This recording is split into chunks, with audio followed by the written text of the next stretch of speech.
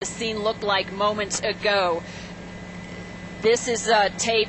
This is when we first arrived on scene, and it looked like officers standing on a hill above this earth mover turned tank were firing some pretty heavy arms at him, trying to find a weak spot, trying to find some way to immobilize. This man was now on the east side of Granby in what's called an independent propane company yard. We thought for a time he might actually be taking out some of the propane tanks. He kind of looked like that's what he was thinking about, and then he took off and headed into the downtown area again. Now, if you'll stay with me, photographer David Gregg is going to fast forward some of the videotape, show you just a little bit of some of the crazy things that this man has done over the course of the past hour and a half. And again, we want to emphasize, at last check, when we were last over Granby about 15 minutes ago, he had been stuck inside the back end of the Gamble's appliance store, apparently taken out his own radiator, and the engine had seized up, and SWAT team members were trying to get inside the tank. But a tank it is. It's an earth mover no more. It's actually a tank.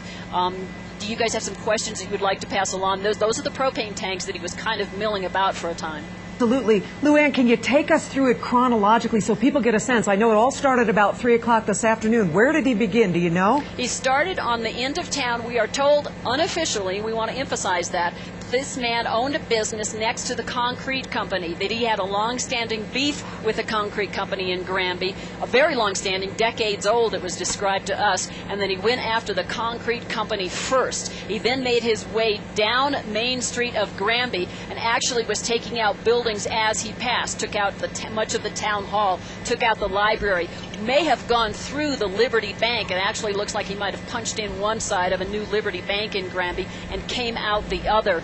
This was, these pictures were taken, again, this is fast forward, but these pictures were taken at about 4 o'clock or so. This would have been about an hour into the rampage. And you can see the armor plate on the side of that. It didn't seem to matter what police officers did with the rifles and such, and they could not pierce it. This was an earth scraper they moved in to try to do some combat, to try to in some way immobilize the scraper. Almost got to where he was turning it over at that point there, but the scraper is just no match for the cat there, the caterpillar turned tank.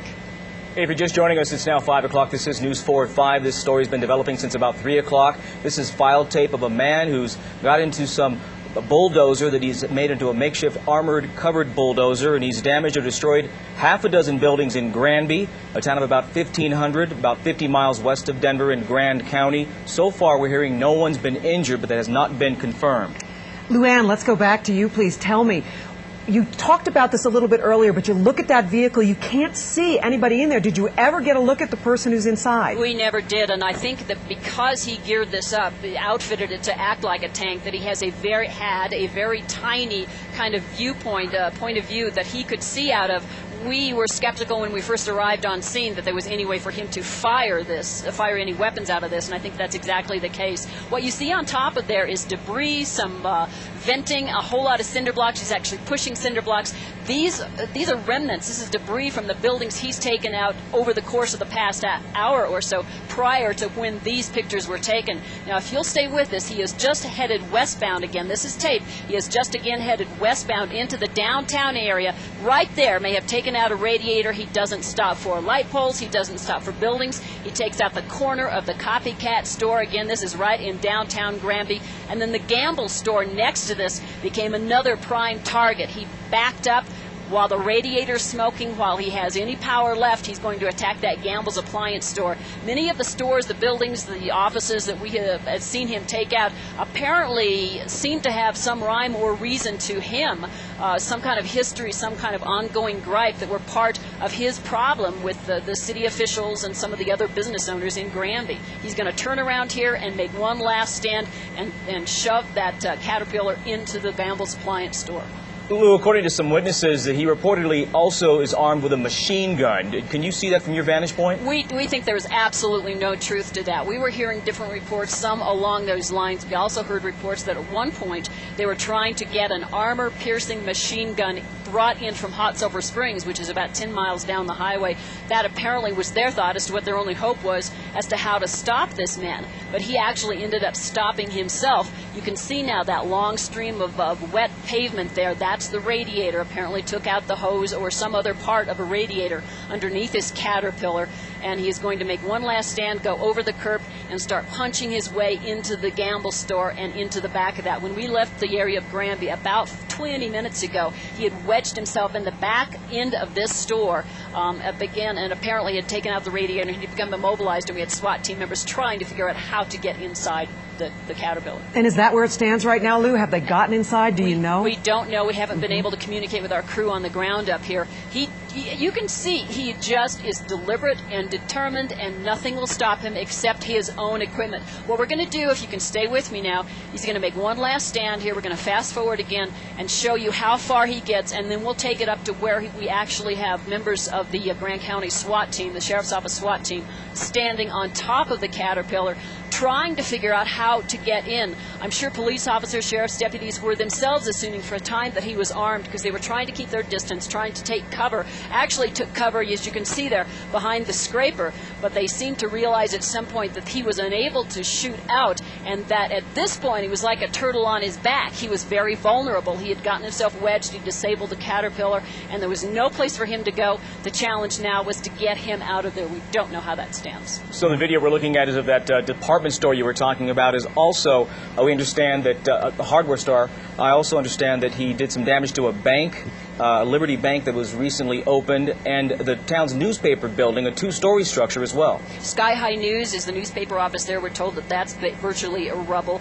We heard from Terry Hurdle on News 4 earlier, and she owns an antique gun shop, black powder gun shop, at the other end of the store, and she said that somebody came running in and told her to run out because it looked like this man earlier was making a beeline for their store and then turned and went elsewhere. Yeah, it seems, again, as we talked about earlier, that it was very systematic, that he was picking and choosing where he was going, and was very deliberate in his choices. Yeah, there may well have been a method to his madness, which is probably a good way to look at it right now. Pilot Mike Silva, photographer David Gregg, and I have taken a poll. We've been flying collectively about 70 years in this market. We've never seen anything like this. Yeah. You know, Luann, we'd like to go now, and stay with us. We understand that you've got great video, and you definitely have a vantage point, and you understand what's going on, and you've certainly done a great job bringing us up to date. But we'd like to talk now with Bonnie Brown. Bonnie is joining us by telephone. And Bonnie, we understand that you are a friend, perhaps, of the man who is inside that bulldozer. Is that correct? Yes, that's correct. What can you tell us about this person? Well, he systematically is going through the different buildings. That is correct, the information about the ongoing dispute with the concrete company. And he went to Gamble's because the person who owns it was on the town council. It had to do with excessive taxes on his property that he purchased to build his muffler shop. And he talked with me about doing this back in January, and just in a conversation while we were having dinner. And, of course, I thought that he was just kidding. I had no idea that he would follow through with it and continue. Bonnie, without giving us his name, and please don't, tell us, when you did talk to him and he was planning this, according to you, did he mention the buildings he was going to hit, the specific buildings? No, he just said that the people that caused him harm, that he was going to, I'm trying to think of how I put it, that he would pay them back Bonnie, for what they had done to him. Take us again through his gripe. I don't quite understand what he was upset about.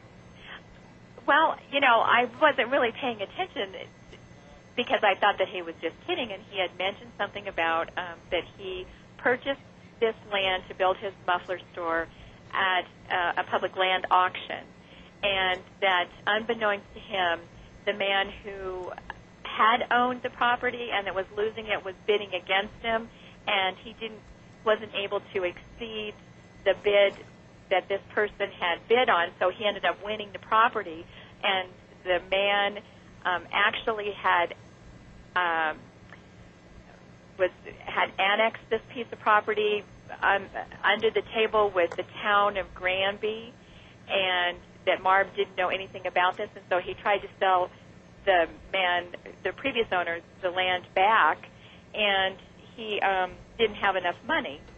And so then when Marv was trying to develop this property, Bonnie, let's jump in here. Let's be careful not to say names because obviously this person is not considered, he's a suspect. He hasn't been identified. Exactly. Yeah. So he's still inside, we understand. Tell me about this vehicle. Did he actually say he was going to take a bulldozer and armor it?